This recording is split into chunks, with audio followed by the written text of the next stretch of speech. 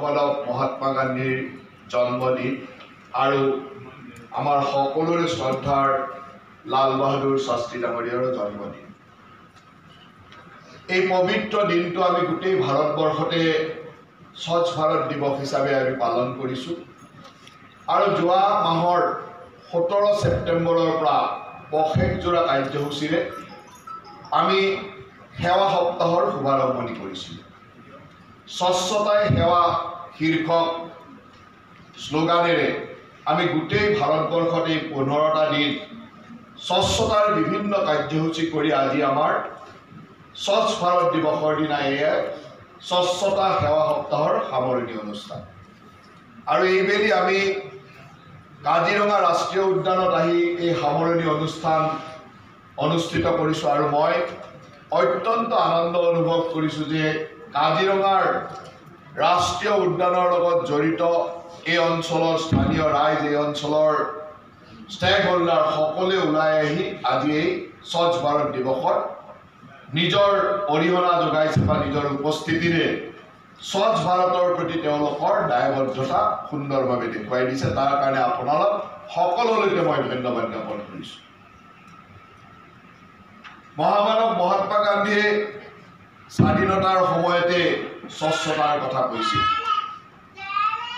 তেখেতৰ নেতৃত্বত ভাৰত স্বাধীন হোৱাৰ পিছত যিসকলে তেখেতৰ নামেৰে 60টা বছৰ ভাৰতবৰ্ষত শাসন কৰিলে, তেখেতৰ যি মূল মন্ত্ৰ আছিল স্বচ্ছতা, সেই কথাটো ক'ৰবাত যেন পাহৰি গৈছিল। সেইটোৱে আমাৰ যোৱা স্বাধীনতাৰ এই অমৃতকালৰ আমাৰ বিশ্লেষণ। আমাৰ মাননীয় প্ৰধানমন্ত্ৰী নৰেন্দ্ৰ মোদী ডাঙৰীয়াই 2014 চনত দায়িত্ব লোৱাৰ পিছতে মহামানৱ মহাত্মা গান্ধীৰ এটা মূল লক্ষ্য স্বচ্ছতা, আৰু এই স্বচ্ছতাকে জীৱনৰ লক্ষ্য হিচাপে ল'বৰ কাৰণে এই স্বচ্ছ ভাৰত মিছন আৰম্ভ কৰিছিল আজিৰ পৰা 10 বছৰ আগত। আজি স্বচ্ছ ভাৰত মিছনে 10টা বছৰ সম্পূৰ্ণ কৰিলে আৰু 10টা বছৰত আমি গম নোপোৱাকৈ কিছুমান এনেকুৱা সুন্দৰ অভ্যাস আমি গঢ়ি তুলিলোঁ যি আজি আমাক কেতিয়াবা পুলকিত কৰে। মই কেইদিনমান আগত এখন খেল চাই আছিলোঁ। মোৰ কাষতে ক্লাছ 5ৰ ছোৱালী এজনী, মোৰ বন্ধুৰ ছোৱালী। মই তাক চকলেট এটা দিলোঁ। মোৰ আশাটো এনেকুৱা আছিল যে চকলেটটো খাই তাই বাকলিটো পেলাই দিব, কিন্তু খুব সুন্দৰে চকলেটটো খাই বাকলিটো পকেটৰ ভিতৰত ভৰাই ল'লে। মই তাইক সুধিলোঁ, কিয় ভৰাই ল'লা? য'ত ত'ত লেতেৰা কৰিব নাপায়, আমাক স্কুলত শিকাইছে। ক'ব নোৱাৰাকৈ আজি মই নিজে পুলকিত হ'লোঁ যে হয়, এইজনী ছোৱালী ক্লাছ 5ত পঢ়া ছোৱালীজনীয়ে সেই ধৰণৰ এটা মানসিকতা গঢ়ি তুলিল। হয়তো আমি ক্লাছ 5ত এইটো কাম কৰা নাছিলোঁ। ক্লাছ 5ত আমাক কোনোবাই এনেকৈ দিলে বাকলিটো খাই তাত পেলাই দিছিল। এই যে ডাঙৰ ট্ৰেন্সমিশ্যন, এটা পৰিৱৰ্তন, এই ট্ৰেন্সফৰ্মটো আমি স্বীকাৰ কৰি ল'ব লাগিব যে হয়, 10টা বছৰত যেতিয়া মোদী ডাঙৰীয়াই ভাৰতবৰ্ষক স্বচ্ছ ৰখাৰ কথা কৈছিল, বহুত মানুহে ইটিকিং কৰাৰ দৰে কৈছিল এইটো আকৌ কি মিছন, চাফা কৰিলে বেলেগলৈ কিবা এটা মিছন হ'ব পাৰে নেকি? যি সময়ত মোদী ডাঙৰীয়াই কৈছিলে, সেই সময়ত ভাৰতবৰ্ষৰ বহু সংখ্যক, মইতো অধিকাংশ বুলি নকওঁ, কিন্তু বহু সংখ্যক মানুহৰ ঘৰত শৌচাগাৰ নাছিল। আমাৰ আই মাতৃসকলে লাজ ভয় সন্মুখত ৰাখি মুকলিত শৌচালয় কৰিব লগা হৈছিল, শৌচাগাৰ কৰিব যাব লগা হৈছিল। এনেকুৱা এটা পৰিৱেশৰ মাজত গোটেই ভাৰতবৰ্ষত আমি স্বচ্ছ ভাৰত মিছনৰ জৰিয়তে মুকলিত যাতে শৌচালয় শৌচ নকৰে তাৰ কাৰণে আমি শৌচাগাৰ নিৰ্মাণ আৰম্ভ কৰিম। লাখ নহয় কোটিৰ ঘৰত আমি শৌচালয় নিৰ্মাণ কৰিম। আজি মই ইয়াত থিয় হৈ গৌৰৱেৰে ক'ব পৰা হ'লোঁ যে 2014 চনত এই স্বচ্ছ ভাৰত মিছন আৰম্ভ কৰাৰ পিছত অসমত আমি 46 লাখ 46 লাখ শৌচালয় নিৰ্মাণ কৰিলোঁ। 46 লাখ শৌচালয় নিৰ্মাণ সৰু কথা নহয়। তথাপিতো মোৰ মনত এতিয়াও আছে যে আজিও অসমত কৰবাত মুকলিত শৌচ কৰা মানুহ আছে। আমি ODF হলোঁ, ODF প্লাছলৈকে গ'লোঁ, বিভিন্ন কাম কৰিলোঁ। কিন্তু মই এইবাৰ নিৰ্বাচনত যেতিয়া বিভিন্ন ঠাইত যোৱা লোকসভা নিৰ্বাচনত ঘূৰি ফুৰিছিলোঁ, তেতিয়া মই কিছুমান বাগানৰ লাইনলৈকে এটা অনুভৱ কৰিছিলোঁ যে বাগানৰ লাইনত এতিয়াও শৌচাগাৰৰ অভাৱ আছে। ক'ৰবাত নিৰ্মাণ হৈছে, ব্যৱহাৰ হোৱা নাই, ক'ৰবাত বনাই থৈ তাতেই বেলেগ বস্তু থোৱা আৰম্ভ কৰিছে, বিভিন্ন বেলেগ বস্তু নি শৌচাগাৰটোত থৈছে কিন্তু ব্যৱহাৰটো গৈ মুকলিতে কৰি আছে। এনেকুৱা ধৰণৰ পৰিৱেশ দেখাৰ পিছত আমি মাননীয় মুখ্যমন্ত্ৰী ডাঙৰীয়াক এই কথাষাৰ কৈছিলোঁ। আৰু তাৰপিছত মই বাগানৰ কেইবাটাও শ্ৰমিকৰ সংগঠনৰ লগত যেতিয়া কথা পাতিছিলোঁ, তেখেতসকলে অকপতে স্বীকাৰ কৰিছিল যে হয়, এতিয়াও বাগানত 100% শৌচাগাৰ নিৰ্মাণ হোৱা নাই। আমি এই বছৰ এটা মিছন লৈছোঁ যে চাহ বাগানৰ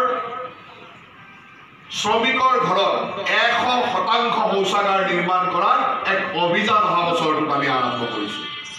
আৰু আজিৰে পৰা এই অভিযান আৰম্ভ কৰা বুলি আপোনালোকে ঘোষণা কৰিব পাৰে। আপোনালোকৰ সন্মুখত ঘোষণা কৰিছোঁ।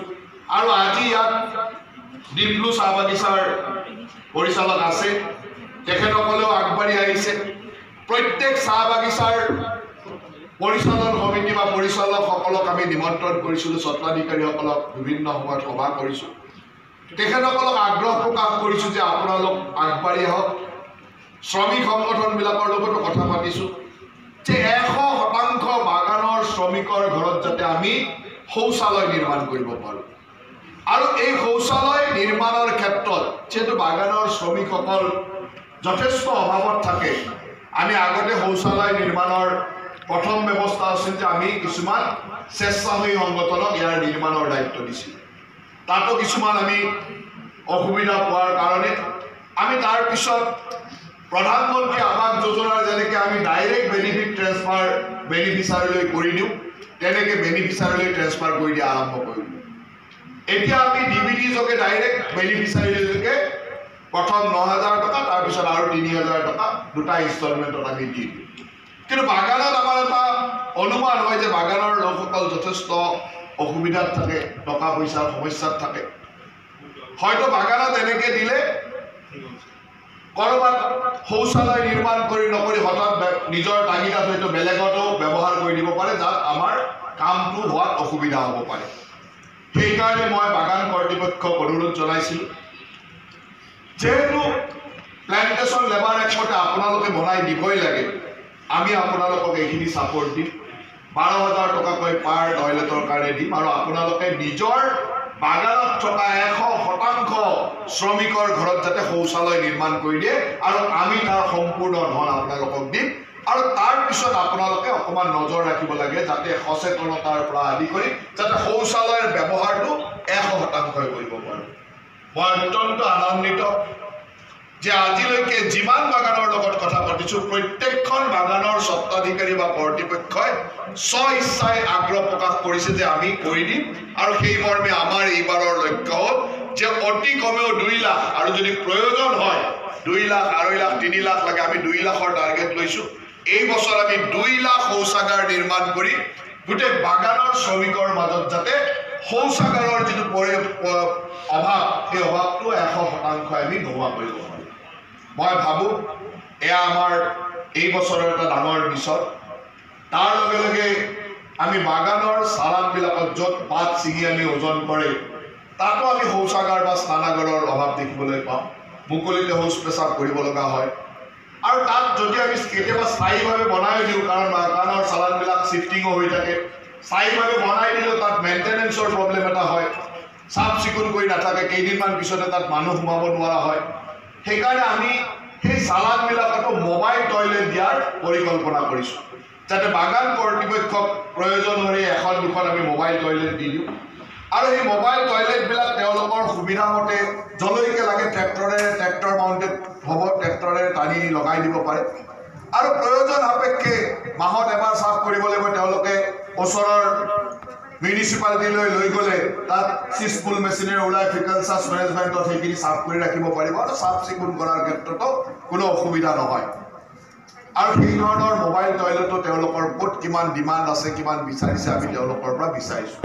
আৰু এই মোবাইল টয়লেটো আমি দিয়া আৰম্ভ কৰিম।